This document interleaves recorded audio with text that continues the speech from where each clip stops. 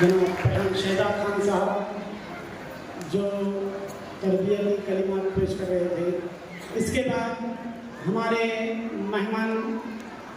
جناب مفتی مرزا کلیم بیگ صاحب سے درخواست کروں گا کہ وہ تربیتی کلمات سے نوازیں، ہمیں تربیتی کلمات سے نوازیں.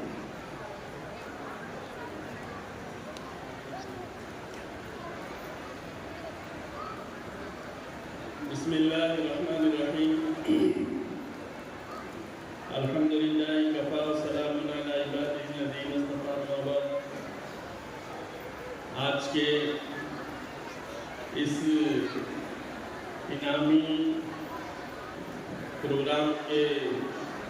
صدر علی قدر اسٹیج پر تشریف فرما تمام ہی اہل علم اور معزز حضرات، سر سید اسکول کے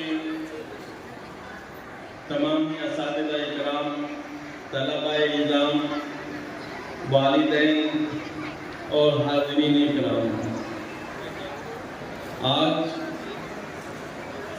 آپ کی موجودگی میں میرے دونوں پیشرو مقرر جناب پٹھان شہزاد خان اور شیخ شکیل ببلو صاحب نے تعلیمی لائن سے اساتذہ، طلباء، والدین کے آپسی اتحاد کو جس انداز سے پیش کیا،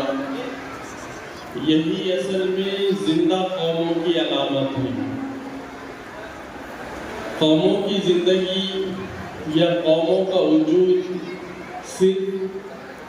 کھانے پینے اور کمانے، اپنے گھروں میں اپنی ضروریات کے پورا کرنے تک محدود نہیں ہے،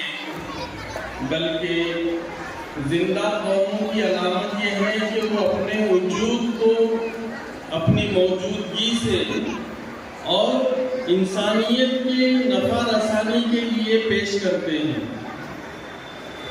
کیونکہ آپ دیکھیں کہ پروانہ بھی ایک پتنگا ہے اور جگنو بھی ایک پتنگا ہے. پروانہ بھی ایک پتنگا، جگنو بھی ایک پتنگا، ایک روشنی کا طالب اور ایک روشنی سراپا. تو روشنی کو پھیلانے کے کام کاج جو ہوتے ہیں وہی قوموں کو زندہ رکھتے ہیں. آپ دیکھیے کہ ہمارے دیش میں جتنی بھی موقع شخصیات گزری ہیں، آپ سر سید احمد خان کو لیجئے، جن کے نام سے یہ تعلیمی ادارہ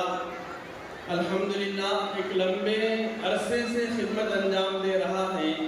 بڑے محنتی اور تجربہ کار قابل اساتذہ کے خدمات کے ساتھ ساتھ ایک ایسے خاندان کی اسے سرپرستی حاصل ہے جس نے اپنے قلم کے ذریعے سے، اپنے علم کے ذریعے سے امت کی ہمیشہ خدمت کی ہے. تو سر سید احمد خان سر سید صرف اس لیے نہیں ہے کہ وہ لعین شہین تھے،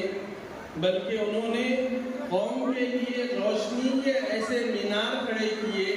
ایسی مشالیں روشن کی اور ایسے حالات میں روشن کی کہ اس وقت تعلیم اور تعلیم کے اداروں کے نام سے شاذ و نادر ہی کوئی کام ہوا کرتا تھا. سر سید احمد خان نے اپنی ماں اور بہنوں کے پاس، اس وقت کے انسانوں کے پاس جا کر اپنے دامن کو پھیلا کر لوگوں سے ایک ایک پیسہ، دو پیسے جمع کر کے امت کے لیے، قوم کے لیے اور ملت کے لیے اتنا بڑا مینار نور کھڑا کیا. آج سارے دیش میں لوگ اس سے مستفید ہو کر ساری دنیا میں کام کر رہے ہیں. دوسری شخصیت دیکھیے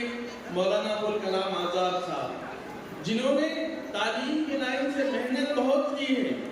اور تعلیم کے منسٹر ہوتے ہوئے قوم کو جب انہوں نے مخاطب کیا تو اس وقت یہ کہا کہ آپ کی زندگی یا آپ کا وجود اسی وقت مانا جا سکتا ہے جس وقت آپ اپنے نونہالوں کو تعلیم کے جوہر سے آراستہ کریں گے. مولانا محمد علی جوہر، مولانا شوکت علی جوہر، یہ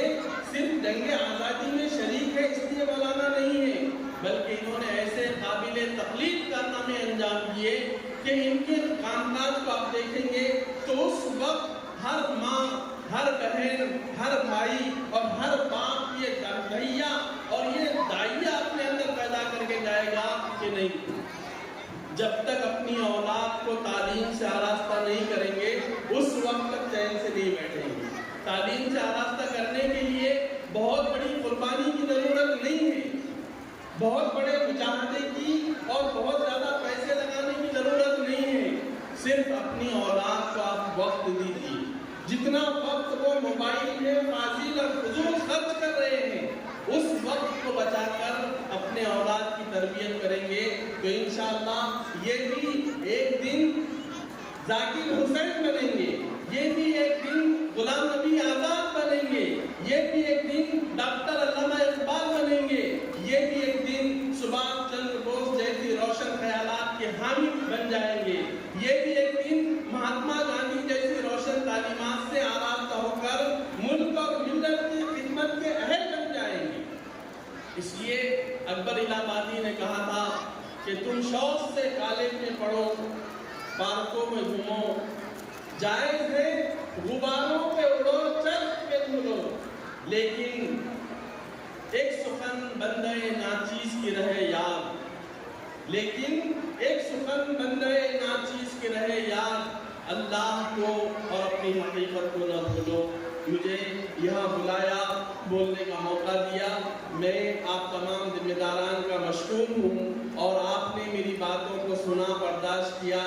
آپ کا میں شکر گزار ہوں اور اس امید پر رخصتی لیتا ہوں کہ اللہ تبارک تعالیٰ سر سید کو ایسے قابل اساتذہ کی نگرانی میں دن دوگنی رات چوگنی ترقی عطا فرمائے اور زیادہ سے زیادہ یہ ملک اور ملت کے لیے اللہ اسے نافع بنائے۔ وآخر دعوانا الحمدللہ رب العالمین۔ جزاک اللہ۔ یہ تھے مرزا مفتی کلیم بیگ صاحب جو اپنی تربیتی کلمات سے نواز رہے تھے۔ آئیے